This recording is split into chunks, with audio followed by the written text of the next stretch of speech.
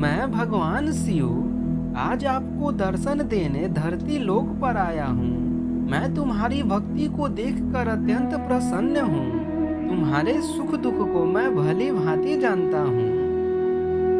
जीवन में व्यक्ति सत्य के मार्ग पर चलते हुए केवल दो ही गलतियाँ करता है। या तो वह पूरा रास्ता तय नहीं करता, दूसरी या फिर वह शुरुआत ही नहीं करता। जीवन में अगर आप चिंतन करते रहोगे तो आप दुखी ही रहोगे, लेकिन जो भगवान का चिंतन करता है वह सुखी रहता है। मेरे बच्चों, ईश्वर हमारी बहुत परीक्षा लेता है, लेकिन हमारा साथ नहीं छोड़ता है। और बुरे लोगों को ईश्वर बहुत कुछ देता है, लेकिन साथ कभी नहीं देता है। इसलिए ईश्वर पर विश्वास बनाए रखें। आपके सारे काम नियत समय पर ही पूरे होंगे और आपको जीवन में ईश्वर कभी अकेला नहीं छोड़ेंगे। जो अतीत में हो चुका है उसे सोचकर परेशान मत हो। जो बीत चुका है उसे हम वापस नहीं ला सकते हैं। सुख दुख आते जाते रहते हैं, ऐसा नहीं है। आपके जीवन में हमेशा दुख ही होंगे। खुशियों का आना भी आपके जीवन में निश्चित है। हमारे जीवन में हमारे रिश्ते की अहमियत बहुत ज़्यादा होती है। कभी कभी हम अपने रिश्तों को जोड़ने के लिए अपने आत्मसम्मान को भी ठेस पहुंचा लेते हैं। मैं आपको यही समझाना चाहता हूँ कि ऐसे रिश्ते खोखले होते हैं जो जीवन में आपको दुख देते हैं।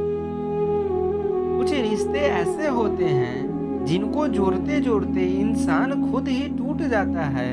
वह किसी की नज़र में अच्छा और किसी की नज़र में बुरा बन जाता है, लेकिन हकीकत तो यह है कि जो जैसा है उसकी नज़र में आप वैसे होते हैं।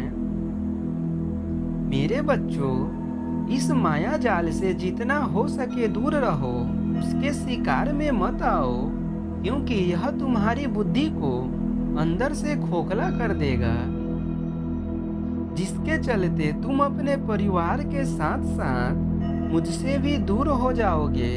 क्योंकि यह डर ही ऐसा जाल है जो तुम्हारे अंदर से तुम्हारे चेतना को खत्म कर देगा।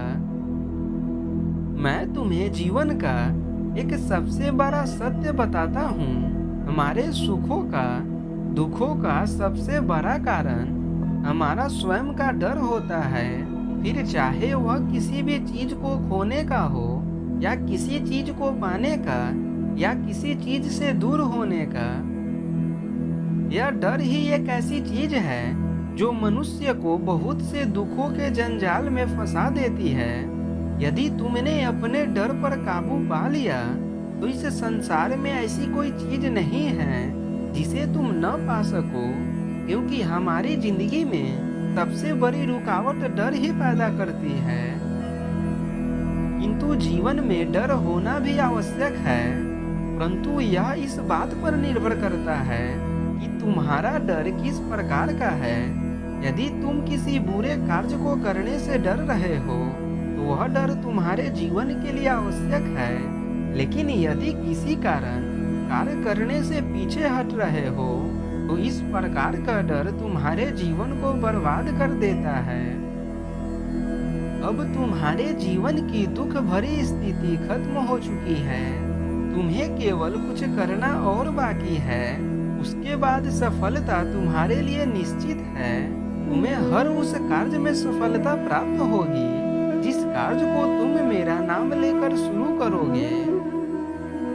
मुझे इस बात की बेहद खुशी है कि तुम्हारा दिल बहुत साफ है। तुम्हारे जीवन में अच्छे परिवर्तन आने वाले हैं। और तो और जो तुमने इतना सब्र किया है उसका फल तुम्हें प्राप्त होने वाला है।